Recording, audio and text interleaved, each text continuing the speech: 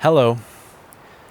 Today, I'd like to talk about what I would say to my younger self, if I could. Or really, what I would say to young people alive today. People who are maybe in their late teens or early 20s. I'm outside today. I'm with Doobie. You can see her.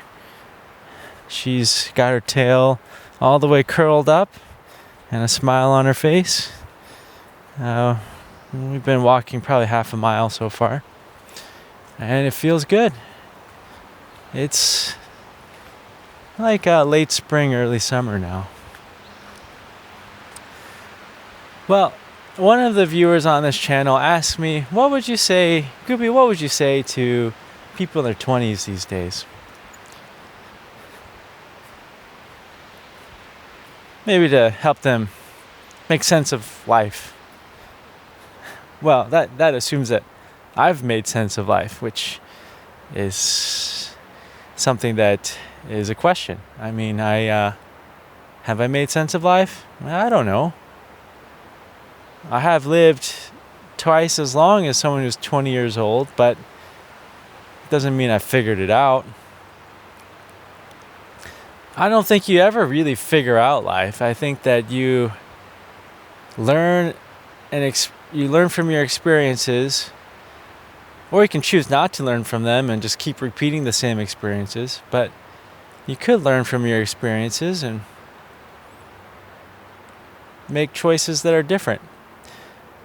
I'm tempted to say better, but honestly, I don't think that there's a better or worse. There's just life, and there's just choices, and there's consequences of those choices. And I don't think that there's really a better or worse. There's just being alive. So,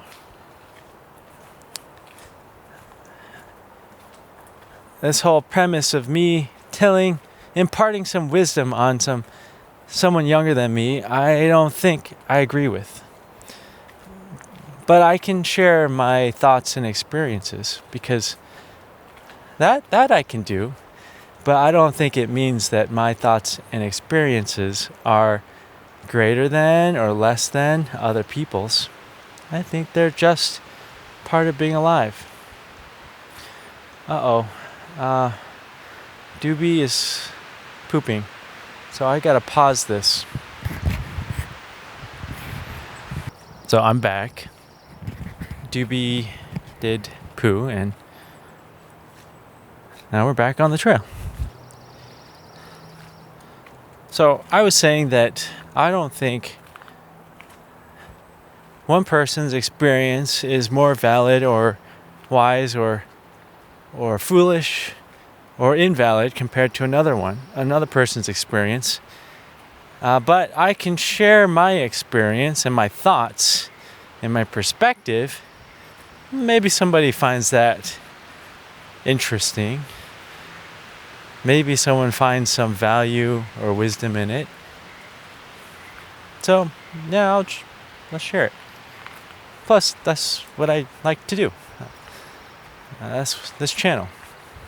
And maybe a podcast. I'm thinking about this week. I'm probably going to just sit down and figure out how to upload some of these talks to Spotify. I've been thinking about it for a while, but the way I used to record, I don't think I could isolate an audio file from the video easily. But the way I've been recording lately makes it very easy. So not all the talks that are on this YouTube channel will go up there, but some of them will. Ones that I have the audio file for, that's separate from the video. Okay, so what are my thoughts? Well, number one, there's a current event that happened. This is May of 2025. A young man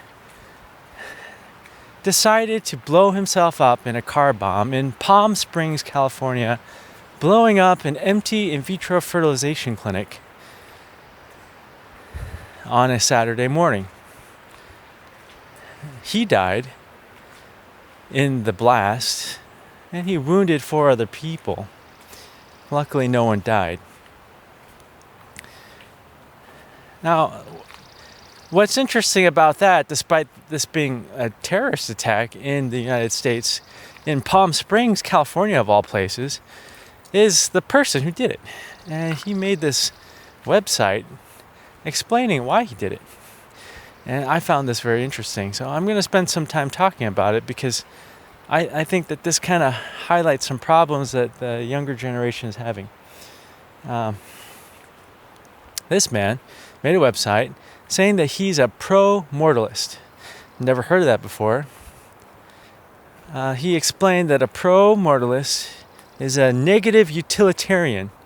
Okay, more words. It's like, what the hell is a negative utilitarian? Well, he explained it, and I looked into it some more. It's a philosophy that believes that we should minimize suffering and harm and prioritize that over increasing positive experiences. Like, it's more important to decrease suffering and harm than to foster the positive experiences. Now, I was like, okay, that just seems like something that has a lot of issues, because if you want to prioritize decreasing harm, then you probably, well, see, there's a paradox, because being alive as an animal, you have to harm some in order to be alive. Animals require energy from other animals or plants or fungi, so other life forms, because we cannot harness the energy of the sun. Only plants can. So we have to harm plants, either eating them, uprooting them, taking their leaves. Now, you could argue that taking fruit isn't harming the plant, but I mean, maybe it's decreasing their chance for reproduction, like fruits and nuts. It's not killing the plant, but it might be decreasing their chance for reproduction. But there's some plants, I mean, they utilize that by animals taking the fruit and then pooping out the seed, and the seed gets much farther away than the wind could have taken the seed, or the apple falling down a slope or something. And then an apple tree grows where the animal pooped. Same thing with mushrooms, particularly truffle mushrooms. They're mushrooms that are underground, and they emit a scent for animals to come find the mushroom, dig it up, eat it, and spread the spores through their poo. The spores are evolved to survive the digestive tract of animals. So, is an animal harming the mushroom when it eats the truffle, digs up the dirt and tears the mushroom from its mycelial network? That's the fibers, that's the actual fungus. The mushroom is just the sexual reproduction part. Is an animal harming that mushroom, or is it helping the mushroom? What is helping and harming? In fact, helping and harming often are intertwined, or they're two sides to the same coin. So if you believe in this philosophy that this young man believed in and it caused him to blow himself up in a car, well, then we should not procreate. This is the logical conclusion of this guy's philosophy. You should not procreate, and you should try to end life as quickly as possible. That's the pro-mortalist idea. To decrease harm. Yet, the big paradox of that is, if you wanted to end life as quickly as possible, you would kill yourself. But that is causing, I think, the greatest harm. Because all we have is being alive. if you kill yourself, you've just destroyed the only thing that you really have, which is being alive. Now, what happens after that is up to anyone's interpretation. There's lots of interpretations, lots of religions, lots of different ideas about what happens to a person's soul, if there is one, after they die. But we don't really know. We only have people that have near-death experiences, but they didn't truly die because they came back. I mean, they're called near-death experiences because, like, people's heart stops and stuff like that happens. And I know somebody who's had a near-death experience, and what they said was very fascinating. They're floating above their body, watching doctors try to revive them. What does that mean? What is this consciousness that we have? Does our consciousness just join the universal consciousness? Some people call it God. You can call it the universe. I don't know. I think that probably is what happens. But I don't know. And I can't prove it. Nobody can. So all I know is that this is what I have. Just being alive. So killing myself would be the greatest harm that I could ever do.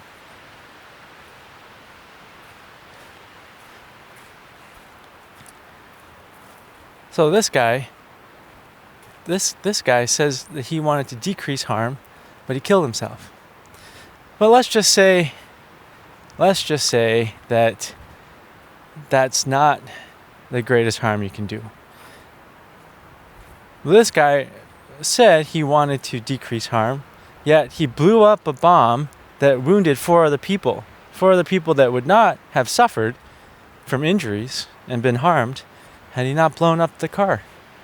It's like an Onion article. Guy wants to decrease harm in the world, decrease harm and suffering. So he decided to make a car bomb and blow himself up and wound four other people and cause psychological distress amongst thousands or hundreds of thousands of people. That's an Onion article. That's ridiculous. He's not living up to his own values. Well, I looked up, so I was reading his website, and he was saying how he was heavily influenced by Reddit. Now, Reddit, I've been heavily influenced by Reddit too in the past, and I left it because I realized it was causing psychological harm. Reddit is a bunch of subreddits, aka echo chambers, silos.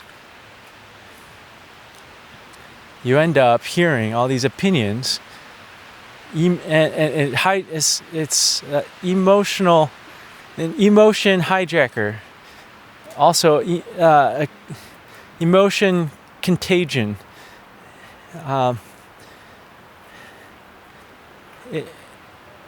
It gets people who think a certain way together and shuns people who think a different way. You become very polarized. I mean, that's with social media in general, but I think Reddit has its own peculiar way of doing this.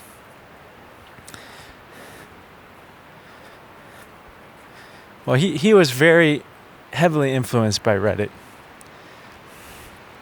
I think that's part of the problem. I've been heavily influenced by Reddit too, and it caused some psychological distress and changed the way I think about the world. Now, is that a good or bad thing? Well, I think it actually gave me a lot of important information. But now that I have that information, I'm not going to subject myself to that intense emotions that people have online that can spread to me.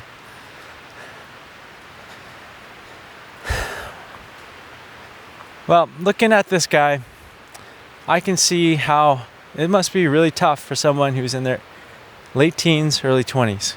Social media has warped our society. not only that, our society is in a tough place. It is undergoing a gradual collapse, a crumbling.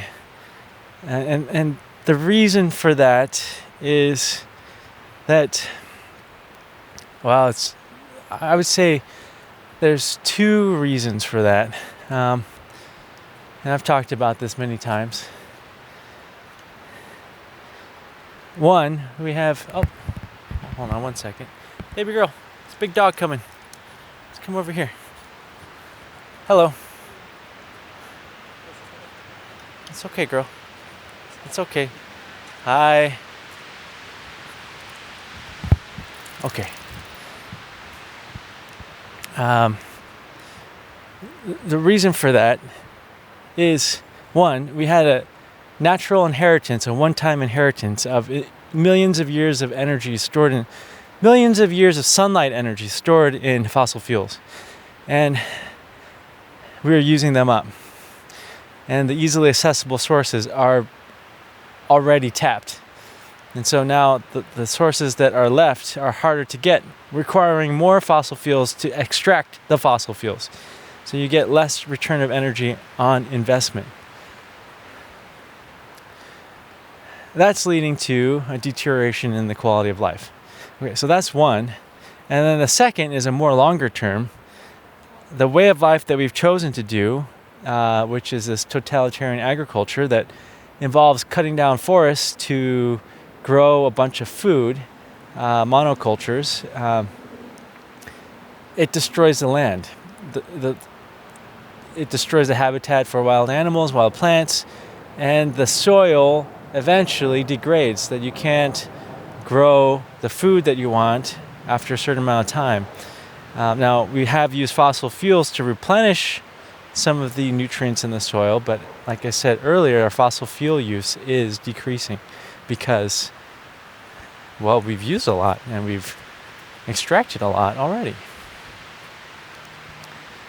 So under that backdrop, we have people who are young today.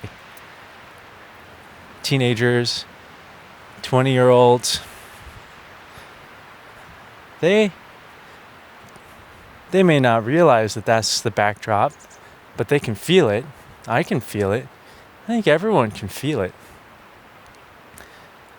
So what do you do? What do you do with your life? How do you think about your life in a time like this? Well, if I was 18 years old, if I was like a freshman or sophomore or something in college, or senior in high school, what would I tell myself from this age about living? Well, I would say one thing is be very wary of social media. Well, no. That's not what I would start with. Okay, I would start with number one. Life is a unique experience. Every moment is new. Every moment, something different has happened. Each moment is not the same as the moment that came before. Even if you may think it's the same stuff a different day, it's not. It's a different stuff every day, every moment. And that's precious. And we don't know what happens after life. People may say they may say they know, but they don't. They may say, oh, well, my religion says this. Well, your religion says that, but doesn't mean that that's what actually happens. What we do know is that we have now, the present, and we are alive, we're conscious. That's what I would start out with saying. Number two, I would say, is what I would want to tell myself when I was younger is listen to the part of you that is way, way, way deep down under all the facade that we create and we maintain to be in society. The facade that we show other people. The facade that we even show ourselves. Listen to that because it does talk and it has very valuable things to say. And it may be painful to hear. But life has both pain and happiness, sadness, joy, laughter, anger, has all those things. So does your voice that's way, way, way, way, way, way deep down. Listen to it. Trust it. I was supposed to be backpacking today. I'm going to tell you the rest of that story in just a second because this GoPro video battery is running out. Alright, I got the battery changed in my GoPro. And Doobie is now in the sling with a muddy face. I think she had enough walking around. It's about how far she can usually make it, about a mile. And then I have to carry her. I mean, she could go longer, but she gets really worn out. So she's 8 years old now, and I don't want to wear her out. 8 years old in human years is like 56 years, I believe. So she's like a 56-year-old woman. I appreciate living with her, and I don't want to stress her out. I just want her to have a happy life. Me too. Well, today I was supposed to be backpacking. I wasn't supposed to be here making a video. I was supposed to be in the mountains making a video. Not with Doobie, but by myself. Backpacking in a remote area. And I had booked ferry tickets to go down this really long lake called Lake Chelan in order to get there. And it was $45 each one-way ticket. So I had spent $90 on it. And I was planning on going. This morning, I had to wake up at 4:40 in the morning in order to start driving, in order to make the 8:30 ferry. Well, I just had a bad feeling about this trip. I started a couple days ago, and I kind of pushed it off. But last night, it was just so intense. I had a series of bad dreams. And I just felt like it was related to this trip. Now, can I predict what exactly was going to happen? No. It could have been anything. I know that there's rattlesnakes on the trail. There's ticks. There was a fire that went through it last year. So the soil is unstable. There's risk of landslides and flash floods. People have actually died from flash floods on that trail, and it has been raining. Maybe it was raining this morning. Maybe I could have gotten in an accident just driving up there, or maybe I just would have not felt so good. Who knows? I have no idea, but I couldn't shake this feeling that something bad was going to happen if I chose to go on this backpacking trip. And I rarely get that because I love backpacking. I look forward to all my backpacking trips. And I had spent $90 already. I don't make neurosurgeon money anymore, so $90 is like, I don't want to waste that.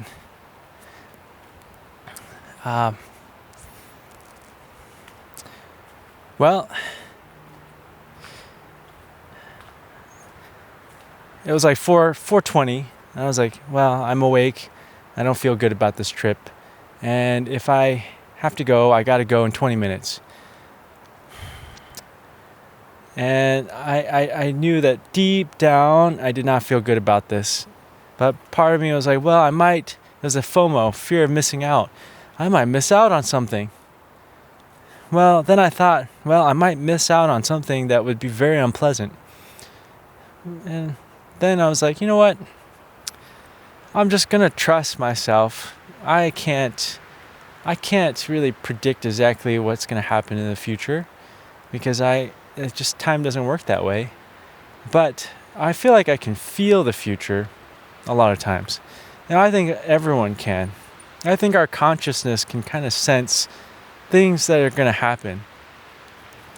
Now, I mean, there's people that are really good at that. I mean, you can call them psychics or diviners or whatever. And some people may say, oh, that's a bunch of baloney.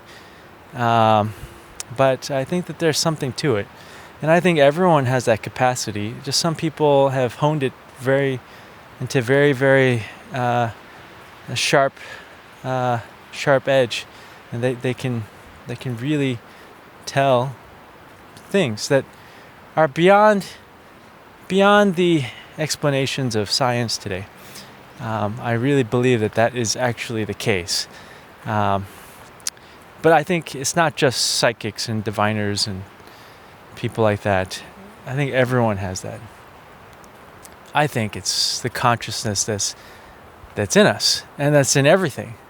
I think everything has consciousness. I think even the dirt path that I'm standing on, you can see this dirt path that I'm walking up, has consciousness. These trees and these leaves and these bushes, they have consciousness. The butterflies, the flies do be. I think even this GoPro and the plastics in this GoPro and the wires in the GoPro all have consciousness in it.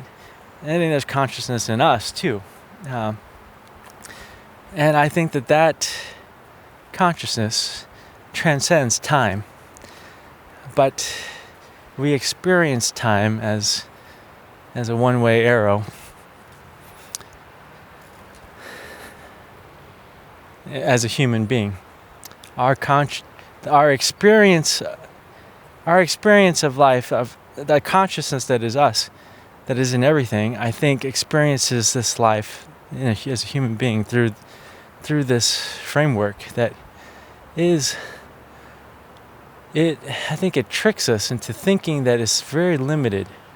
But I think that consciousness is actually still connected to the consciousness of everything. You might call it God. You might call it the universe. You might just call it consciousness and everything. But I think that there's actually an unbounded quality that we trick ourselves into thinking is not there. Well, what I would say to the younger self, young people today, is trust and listen to the deep, deep, deep part of you that's consciousness, the soul. Because I think it has access to things that are way beyond what we can understand. I think time, in a way, is an illusion. I still think that there's choice. And the only way I make sense of that is if there's multiple universes and our choice takes us into different multiverses. But that's something I can't prove. That's just how I feel like life works. Hello. Beautiful dog.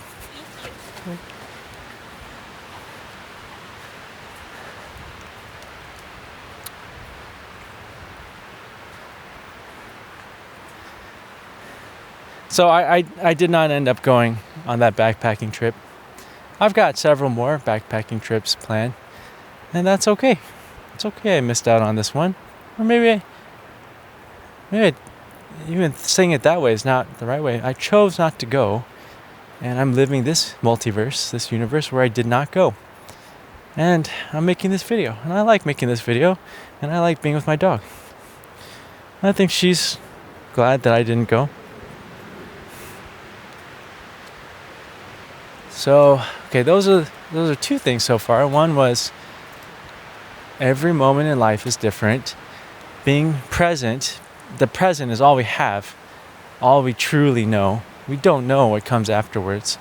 And number two is listen to the part that's really deep, deep, deep, deep, deep, deep, deep, deep inside you. The consciousness. The consciousness that's connected to everything. Because it tells us stuff. Oh, and that's that phrase. You can't remember... No. You can't remember the future, but you can feel it.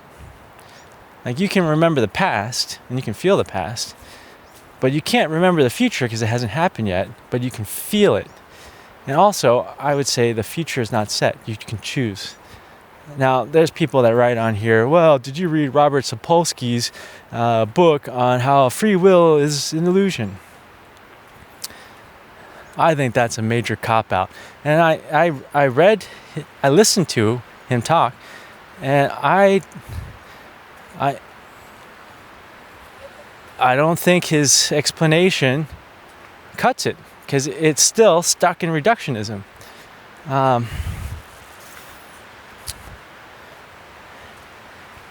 It's still saying that consciousness is the product of these neurons, but I don't think that's actually the case.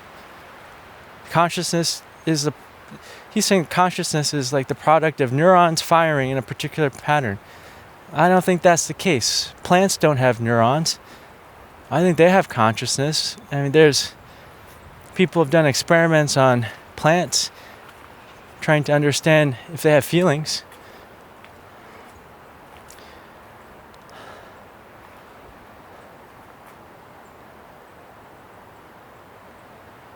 I think there's consciousness in everything. Can I prove that? No, I can't. But I don't think Robert Sapolsky's argument is convincing. It's just an argument. It's like that kid who blew himself up. He convinced himself that he should end all life, or all life should end because it should decrease suffering. That doesn't make sense to me. It doesn't sit right with how I feel and experience the universe. It's not to say that the way I feel and experience the universe is better or worse, smarter or dumber, wise or foolish compared to another person's. It's just the way that I experience it. So I guess that's the third thing. Everyone's experience is different. There's no point in comparing yourself to another person. I talked about that in a recent video called Is One Life Better Than Another? It's a waste of time. Everyone's life is different. And that brings me to what I said in that video, is that because everyone's situation is different, everyone needs a different set of values. Now, there will be shared commonalities, core values, such as value of bodily autonomy, freedom, protection for loved ones, things like that almost everyone will share, except for maybe psychopaths that want to blow themselves up in a car and hurt other people. But most people will there'll be shared commonalities. But because everyone's lives are different, there will be differences. And so one thing I will say to my younger self is it's okay to be different, because everyone is different. It's okay to believe in something that's different, because everyone's life is different and everyone needs different values to make it in their life. And so it's okay to think something different than what the establishment says you should think, or the religion that your community believes in says you should think, or the dogma of the scientific culture or whatever culture, economic system that you live in says you should think. It's okay to think differently, and it's okay to express that, and it's okay to not express it and just think it. So that would be, I guess, the third thing. You are different. Everyone's situation is different, and it's okay to think different things. And I would say with that, I don't think that one person or one idea is better than another.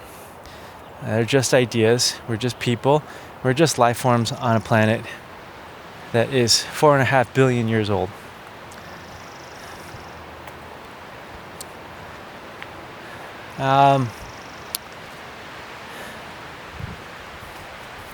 What was this guy's idea of pro-mortalism better or worse? That was just an idea. He blew himself up. Was that better or worse? Well, I wouldn't do that, but he chose to. And that's it. Like, I don't think it's worth thinking about, well, I'm better than that guy, or he's better than me, or I'm worse than that, or whatever. That's just what happened. Is it a good thing? Is it a bad thing? It's neither. It's just what happened. Okay, fourth thing I would say is duality is a trap. Thinking about better or worse, good and bad, is a trap. It leads to immense suffering. But the trap is thinking that you're good and better. That's the trap. It's not thinking that you're worse or a bad person. Because if someone thinks that, well, that hurts, and you probably would start to do things that counteract that. But if you think that you're a good person or better than another person or another life form, that is addictive. It makes you feel good. And then you have to keep doing that. You have to keep telling yourself that. And you could do horrible things, but if you keep telling yourself you're a good person, that you're a righteous person, that you only do good, well, you can do some horrible things to other people and yourself and your community and the other life forms on the planet. So I would say number 4 is duality is a trap. Don't fall for it. If you start thinking in this duality terms, I think you gotta zoom out and be like, I am capable of being good and bad. I'm not good or bad all the time. I'm all of it. Because as soon as you start falling for that trap, you start walling off part of yourself. And then you divide yourself. And that leads to a lot of suffering. So, yeah, that's number 4. Let's see. Is there anything else I would say?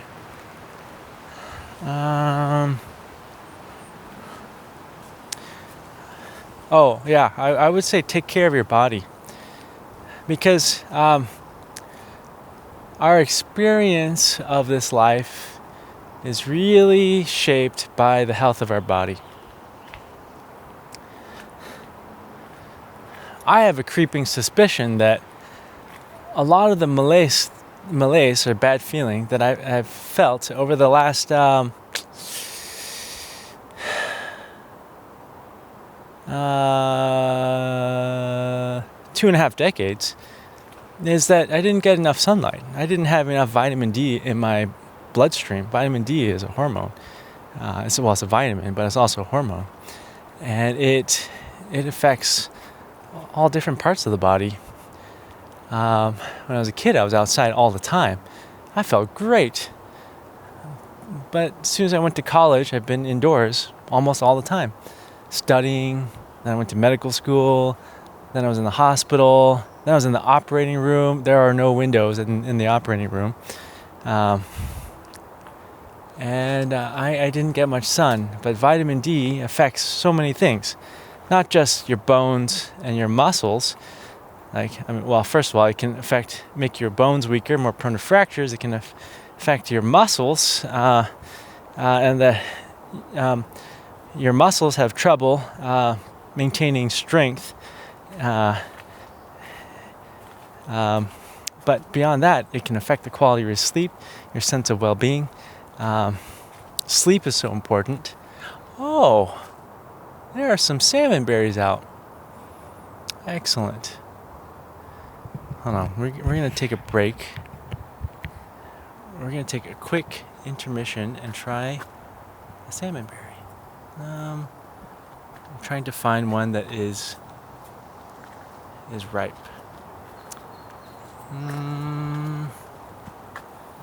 Ooh, look at this one. We're gonna try this one.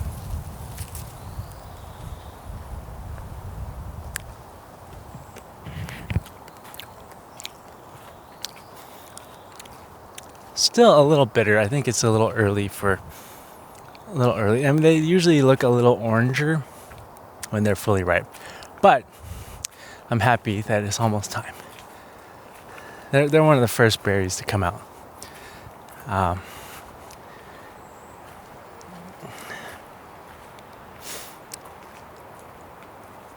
Yeah, there's a whole bunch of them. All right, what was I talking about?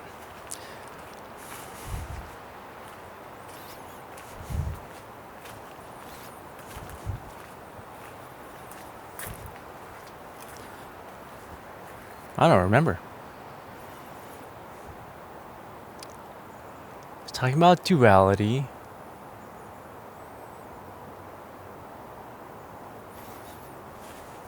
Duality's a trap. Oh yeah, vitamin D. Yeah, that's right. All right, back on track. All right, so yeah, I have a creeping suspicion that a lot of the bad feelings that I had and just not feeling well were just a lack of sunlight. Something so basic.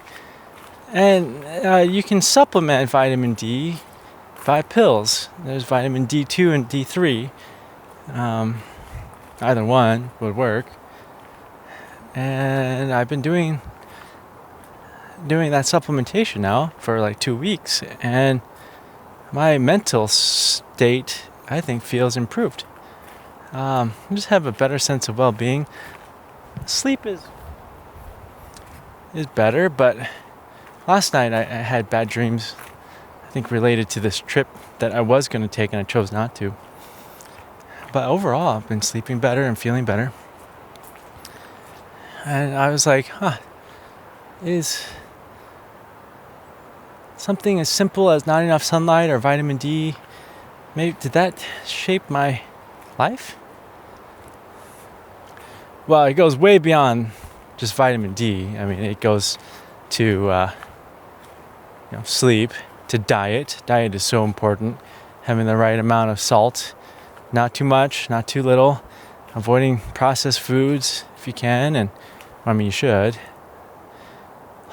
Eat whole foods, mostly plant-based, but it's okay to eat some animal foods. But okay, so that's part of it.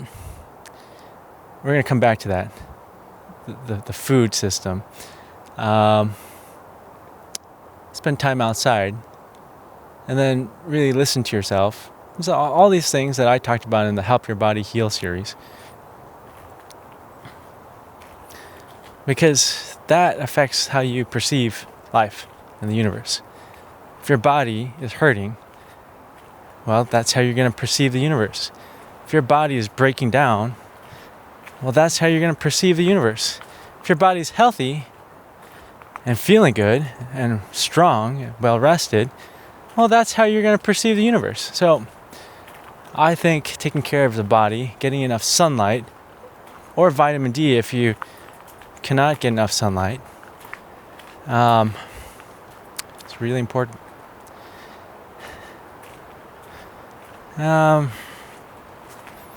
What else here? Well, in relation to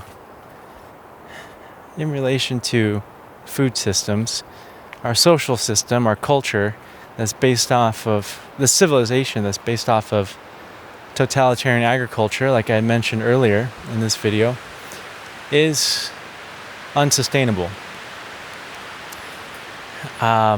So what do you do when you live in that system?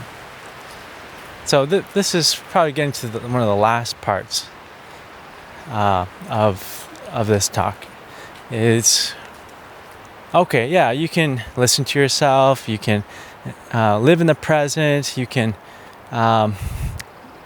watch out for the duality trap, you can take good care of your body, you can do all those things, but we live in a certain time, in a certain civilization. What do you do about that? The civilization that is crumbling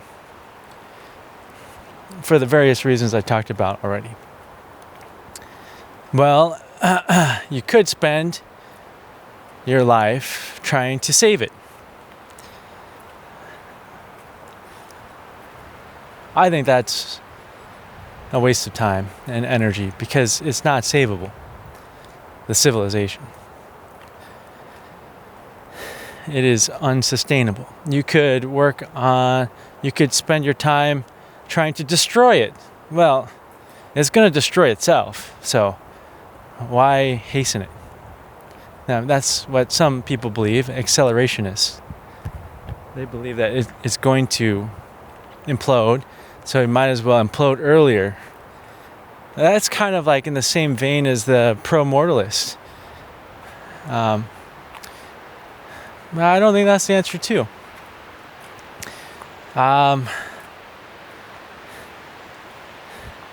There's some people that think we should hospice civilization, like knowing that fossil fuels are becoming harder to extract, making choices to degrow, to decrease growth, to actually go the opposite, to shrink the population, shrink the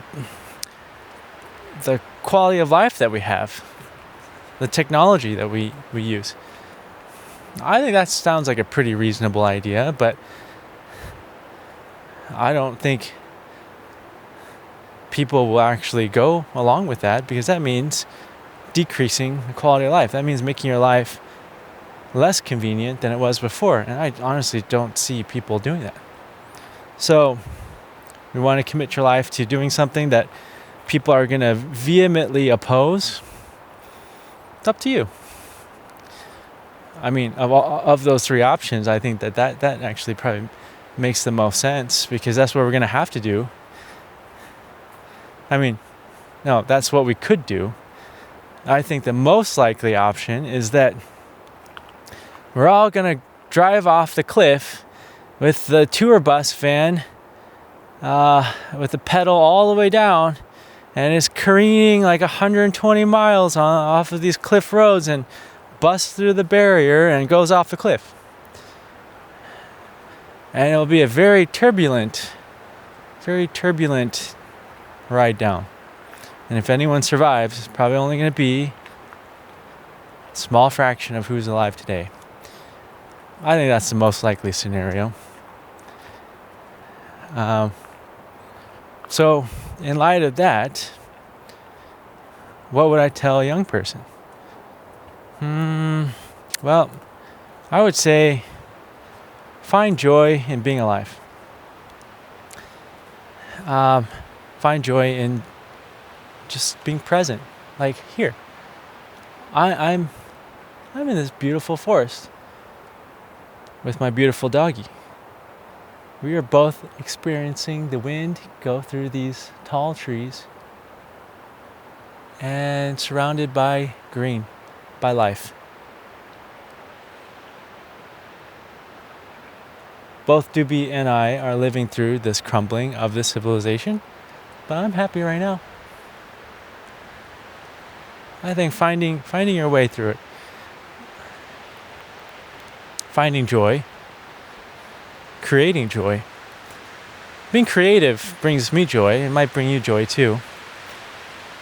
But yeah, living in the present, making choices that bring me happiness, like this one, like choosing to come out here today. Just because things are crumbling and the civilization's crumbling doesn't mean I have to be unhappy or depressed. Now, I have to participate in it to get food, because I don't know how to permaculture, or like I don't have land where I can grow food, and even if I did, permaculture is different, but most people don't permaculture, they just grow food on their land. That's still participating in the civilization of cutting down forests to grow food. Yeah. So I guess that would be the last thing I would say is find joy. Find joy in being alive. Yeah.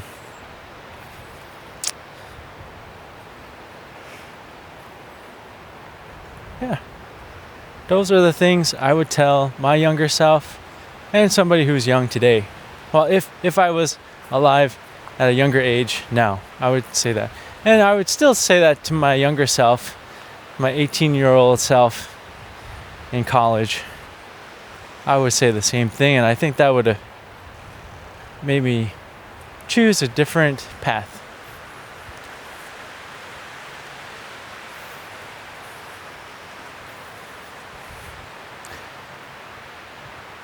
Well, thanks for listening to this video or podcast, whichever form you're listening to it on.